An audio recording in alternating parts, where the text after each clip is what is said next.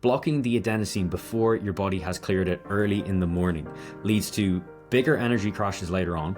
It leads to a higher dependence on caffeine, worse cortisol cycles, and less stable morning energy. So what is our alternative here? Hey guys, welcome to The Edge, where I take everything that I've learned over the past decade in elite sport, coaching, and performance, and I break it down into simple, practical systems that actually work in real life. No fluff, no complexity, just clear, effective steps that you can go from feeling stuck, tired, or inconsistent to actually feeling strong again, sharp, and in control of your body again. Over the last few years, I have helped hundreds of high performers over 30 drop stubborn belly fat, build real strength, and optimize their day-to-day energy and performance. I'm a performance coach, international athlete, and national record holder. And today, I'm going to be taking you through the 2 caffeine timing mistakes that are wrecking your energy. So by the end of the episode today, you'll understand the science behind it, you'll understand the fixes that change it, and how to optimize your energy and performance while utilizing caffeine in the best way possible. So to hop straight in, mistake number 1 is going to be drinking caffeine too early in the day. To explain this, first we're going to explain a little bit what adenosine is. So adenosine is a neuromodulator that builds up in your brain while you're awake. More adenosine equals you feel more tired. Overnight, your body flushes adenosine out. So it basically takes this, imagine this tank that has been filled up with adenosine. You're getting sleepier throughout the day. You reach your maximum sleep want or desire towards the end of the day. You then fall asleep, and while you are sleeping, your body clears out the adenosine. One thing to note with this is that when you wake up in the morning, the tank is not on zero. There is still some residual adenosine in your brain, okay? And your body needs about the first 60 to 90 minutes in the morning to actually clear that leftover amount. The clearance is part of your natural wake-up cycle and cycles that happen when you wake up. Now, where caffeine factors into this equation is that caffeine does not remove the adenosine that's already left over in your brain. It doesn't remove it. Instead of that, it just blocks the receptors that are in your brain. So caffeine is like this little bandage, this little plaster that we put around this so that we can't actually feel the effects that the adenosine has. In the early stages of the morning, the adenosine is still there, but you don't feel it. You feel more awake, you feel more alert. But what this leads to is that when we put caffeine in the mix, when we block the adenosine here, it means that your body never actually clears this adenosine. It means that we only block ourselves from feeling it in the early hours of the day. It means that then as the day progresses, this adenosine stays, the caffeine then wears off, and the adenosine builds and builds and builds, and now you're not starting on zero, you're not starting with an empty tank, you're already starting with a percentage in there. So now your adenosine levels are filling up quicker and quicker, and by the time you get to 2-3 p.m, you're already starting to feel quite sleepy, quite tired. And how do you fix this? More caffeine, right? More caffeine on top. You block those receptors, which actually gets less effective as time goes on and the more that you utilize it. But you block those effectors, you throw more caffeine in the mix, and then it leads to basically this accumulation of adenosine in your brain never really being cleared because you're always putting caffeine in the mix. And over time, like I was saying, this gets less effective and you start feeling tired, and you never actually get a chance to reset your brain completely. To sum this up, basically, blocking the adenosine before your body has cleared it early in the morning leads to bigger energy crashes later on. It leads to a higher dependence on caffeine. It leads to worse cortisol cycles as well, and it leads to less stable morning energy. So what is our alternative here? When you delay your caffeine intake, cortisol will rise naturally as it should in the morning. Adenosine will clear properly. This little bit residual adenosine that's here in the morning, this actually clears. Your nervous system actually wakes up as it's meant to without artificial stimulation, and you get smoother, longer lasting energy. No mid-morning slumps. When it comes to morning energy, we basically have option A or option B.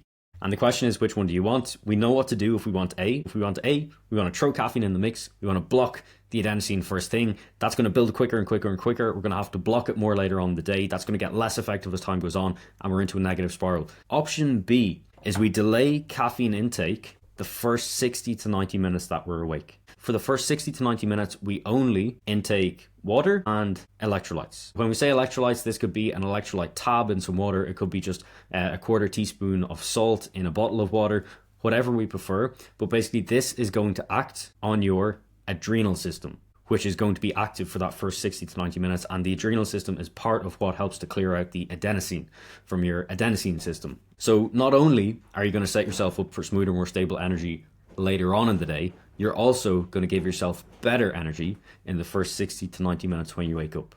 A little side note on this, if you are already taking in a lot of caffeine first thing in the morning, usually it is going to take between 3 and 5 days for you to actually feel the real benefit of this.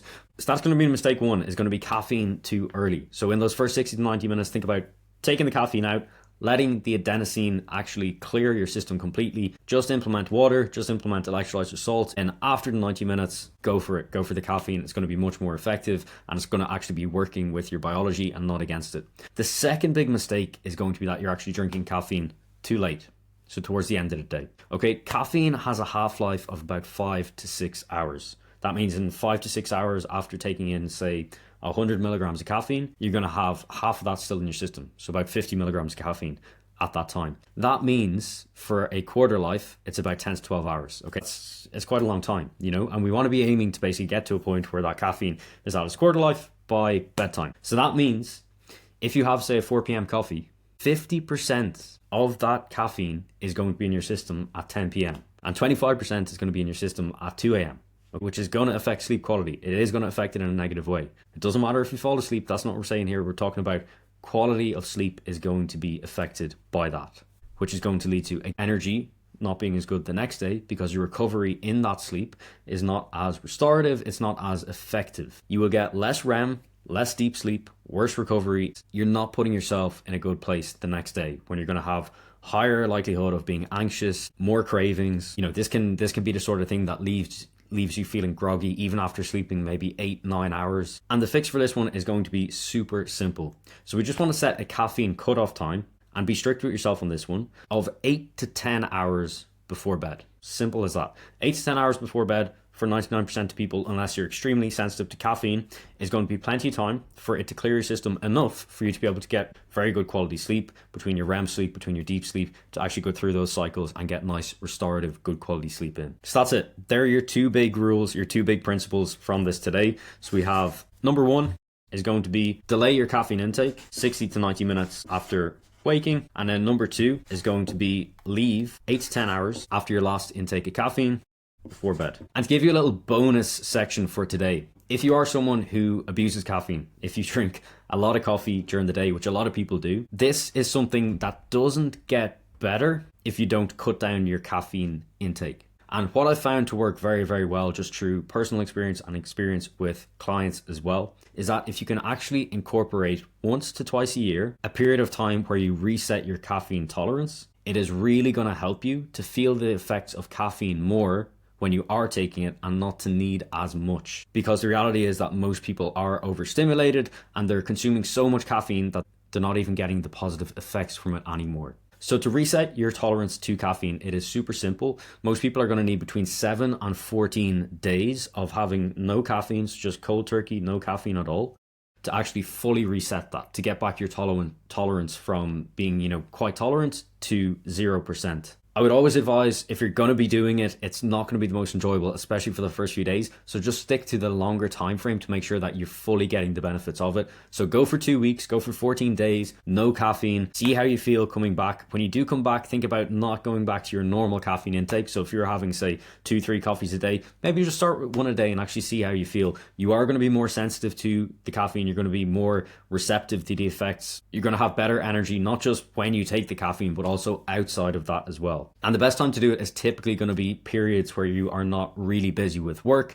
You don't have a lot of mentally or physically demanding tasks going on at the one time. So things like holidays, Christmas, periods like this are going to work very, very well to do this on. So that's it. To recap for today, the big things that we covered were number one, delaying your first intake of caffeine 60 to 90 minutes after you wake up, and we touched on the why. And then the second one is going to be thinking about having a caffeine cutoff time between 8 and 10 hours before bed. If the video helped you today, please hit the like or leave a rating below if you're listening on Spotify. If you do know someone who has an afternoon crash every single day, then share this with them. It might just help them more than you know. And if you do want a personalized plan for your energy, sleep, performance, that's exactly exactly what we specialize in the Everyday Stronger method, so feel free to either grab a quick chat by the link below, or you can drop me an email or a DM on Instagram. I'd be happy to help where I can.